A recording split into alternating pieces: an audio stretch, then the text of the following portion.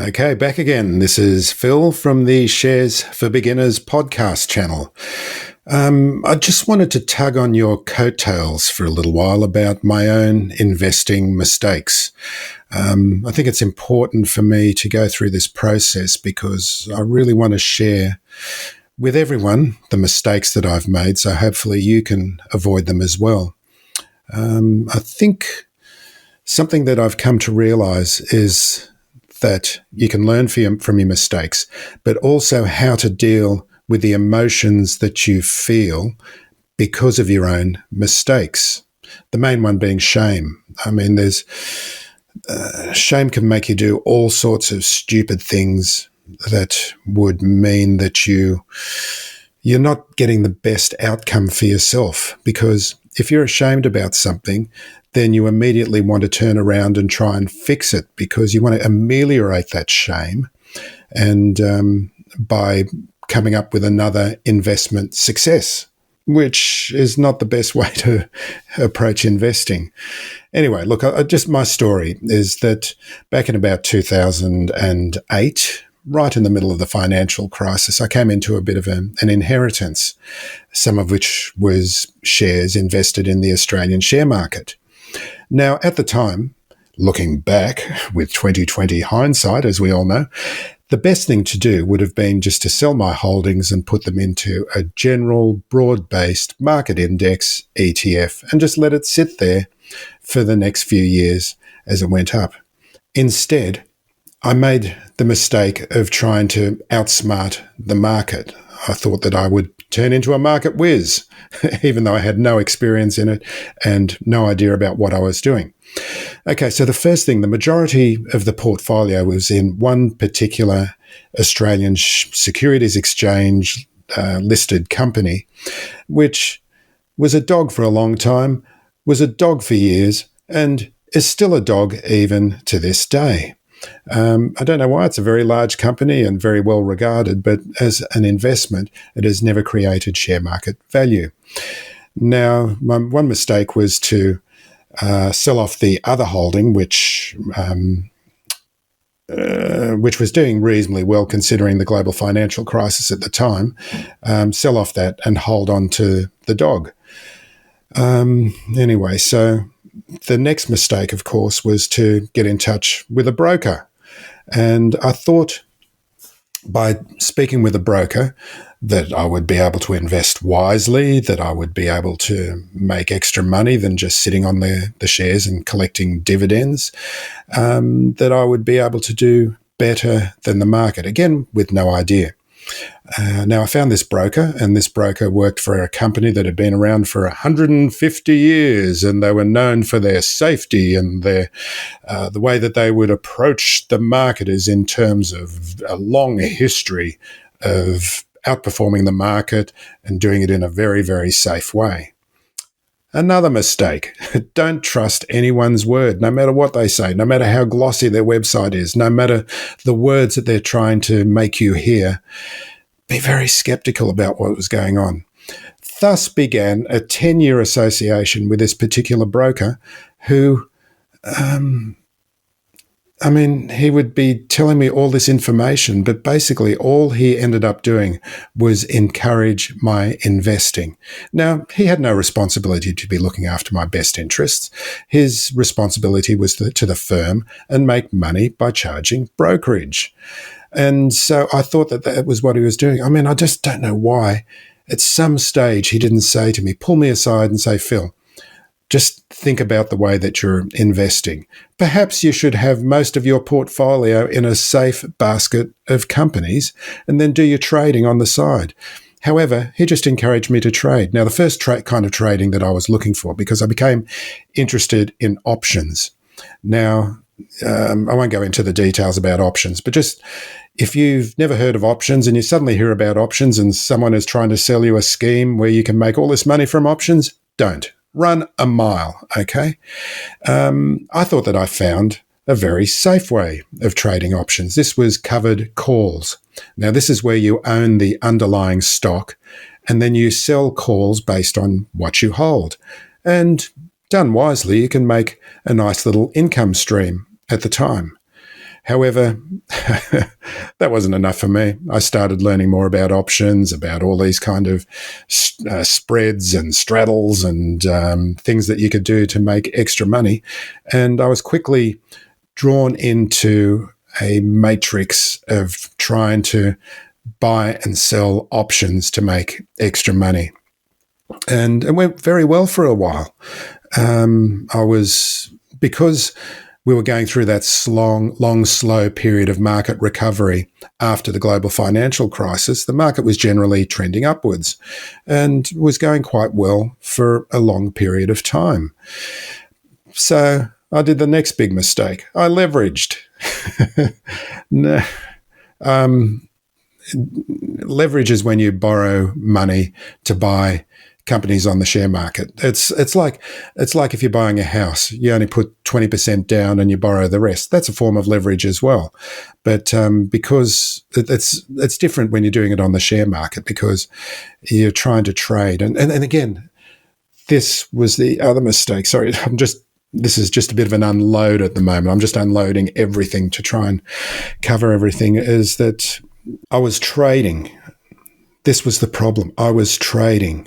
I hadn't come round to the notion that the share market was a long-term wealth creation machine. For some reason, I thought that everyone was going into the share market to trade, that they were going to try and find companies to buy very cheaply, and then you would sell it in a few months' time and make a profit and then put your money elsewhere. You can't do this. There's no way that you can do this generally, and even less so if you've got no idea like I had. So just to get into a bit of background again, because this is, like I said, it's a data dump for me. It's a data dump for me to understand where I went wrong and where hopefully you can avoid this as well. I considered myself to be an intelligent person. I still think I'm a reasonably intelligent person, but I came from a humanities arts background. I had no idea about finance. I had no idea about money. I just thought, I'm smart, ergo, I could make money on the share market. This, again, is another mistake. It's not about how smart you are. It's not about how much you trade. And again, this is what I was doing. I thought I was smart. I was waking up every morning thinking, okay, how am I going to make money out of the share market today? I'd ring up my broker and we'd have a chat about it. And he would encourage. Well, he always left the decisions up to me. And I've got to say here, I own all of my decisions as well. I didn't make these decisions based on someone else. Well, I did, but really it comes down to me and the mistakes that I made, which is, again, why I'm talking about this. Again, this broker, he would take me out to some of the best restaurants in Sydney every few months, oh, Phil, let's go and have some lunch, and we'd go in and we'd be in there in Madame Wong's or a cafe down at Circular Quay, which was Cafe Sydney, some of the most beautiful restaurants. And I thought, oh, this is great. This is what being a rich person that's investing in the share market does. Again, it doesn't. It needs to be boring. It needs to be dull. You need to be resisting the urge to do anything, okay? Just don't listen to these. And stupidly, I was with this broker for about 10 years, listening and listening and listening. And it was only just through this process, really, of starting this podcast. I mean, I started this podcast originally because I knew I was coming to the understanding I didn't know what I was doing. I thought that I could bring on some experts, I could learn from them, and people could learn alongside of me, which is why I'm trying to do here. And this is why I'm trying to say, don't make the same stupid mistakes that I made, okay? There's a lot I'm thinking about here. There's a lot I'm doing.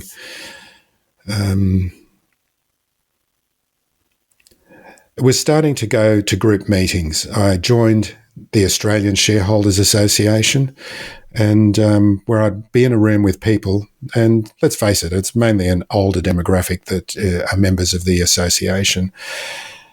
But then I suddenly realised, and the realisation came to me when I was in this room with all of these people, that these are people that have got a lot of experience. They've been investing for years. They really know what they're doing. But then I'd be talking to them afterwards and I'd be saying, well, how do you approach your portfolio? And one person, and this really stuck with me, is you approach it like a garden. you tend the flowers that are doing well, the plants that are doing well. They're the ones that you need to encourage. And you need to weed in between, which means cutting your losses, getting rid of the weeds, getting rid of the underperformers out of your portfolio. So I guess the takeaway from this video is, well, there's several takeaways. The first takeaway is understand when you are feeling shame, understand when you are trading or investing or approaching the share market or the stock market for the wrong reasons, and know yourself, know your limitations, know that you're not a genius. You're never going to be a market whiz unless you spend a lifetime doing it. Most of us haven't got the time. We've got jobs, we've got families, and we can't spend the time that is required to become a market wizard. Also, make sure you become part of a community. Find someone that you can talk to about this, like I did with the Australian Shareholders Association, going to their meetings, going and finding people that you can talk to and network with. Another thing is, don't talk to your family and friends about what you're doing when you're investing in the markets. Do it by yourself. Own it yourself. It's very tempting to, after a win, go to visit your family or your friends or at a barbecue and, show off about some money that you've made on the market. That's when you're going to get the biggest kick in the ass, is because when you're, because of your hubris, because of your pride, you're going to be approaching going, well, I've done it before, I can do it again. And that's not the way it's going to work. I'm not going to edit this video. I just want to put this out raw. So there might be some pauses where I'm just gathering my thoughts right rather than trying to edit all of this together. Think about yourself. Think about what you do, who you are. Think about putting your money in slowly. This is another thing I've just realized over the last few years, is that it's really wise not to deploy all your funds all at once, to dollar cost average into the market. This is what I do nowadays. I actually invest slowly because you don't want to suddenly put all your money in all at once and then there's a market downturn the next week and then you panic and you take it out again. Again, this is the kind of psychology and the human emotions that we've all got to deal with. You don't want to have to be dealing with the emotions. When you're dollar cost averaging into the markets, it means you're investing a certain amount of money every week, every month, but on a regular basis. So what happens is, if you're buying when the market's high, it might drop down. But then if the market drops down, you're buying in at that lower level and you're doing it on a consistent basis. It's all about having a process that works for you, that works for yourself. Now, the other thing that I just wanted to impart to you is that there's a lot of people out there who make money out of people who need to invest their money, and you've got to be very careful. And again, it's that thing about, if something sounds too good to be true, it most probably is. Don't think that you're going to make money really quickly over a short period of time. It's not. Again, just remember, investing needs to take over a long, long period of time before compounding really kicks in. And if you're young, if you're in your 20s, 30s, you've got a lot of time up your sleeve. I'm in my 60s. I don't have a lot of time, but at least now I know how to invest carefully. Just another mistake that I made. Everyone tells you about the 60-40 portfolio. And that's where you have 60% of your money in growth assets, like in the stock market, the share market. And then the other 40% is something in income producing and something that would be counter-cyclical. And in my case, I was thinking bonds. I've always been told 40% bonds, 60% in the share market. Or another formula is based on your age, that it's a formula that works out is that the older you get, the more and more you have in bonds as opposed to growth assets like the share market.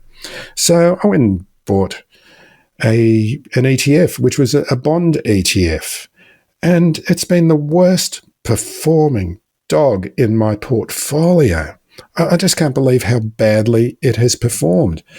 it was paying a reasonable amount of income, but as soon as interest rates went up, it just went south. I don't know why. The capital went down, and the amount that they're paying out, it went down.